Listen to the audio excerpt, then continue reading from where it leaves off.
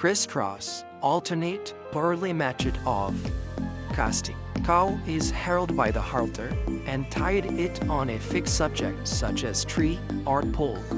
For the casting of animals, assistance of minimum of 3 persons will be required. In this method, 45 feet or 15-meter rope is required. Fold the whole length by bringing 2 ends together and make roll of each end of the rope from both the ends in such a way that from the center of rope, it can be divided into 2 equal parts. Hold the rope rolls by 2 independent persons, that is operator 1 and operator 2, from both the sides of animal, and place the center of the rope on the neck just in front of the wither of animal. Pass the rope underneath and between the forelegs and exchange with each other so that it crossed at the sternum.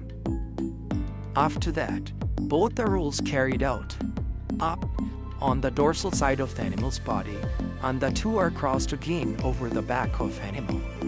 Then again, each roll passes downward between the rear legs, going between the inner surface of the rear leg and under the udder in case of female, or scrotum in case of female animal. Now both the ends of the rope, they are held by 1 person, that is operator 1.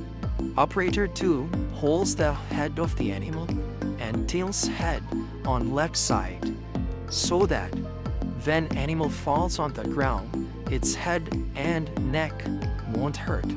Operator 3, third person, put pressure on the left side of the body on the thoracic region of the animal so that the animal may fall down on the right side. Operator 1 immediately will apply the clove hitch with sliding knot to tie the legs by pulling the right front leg towards rear and both the hind legs in front.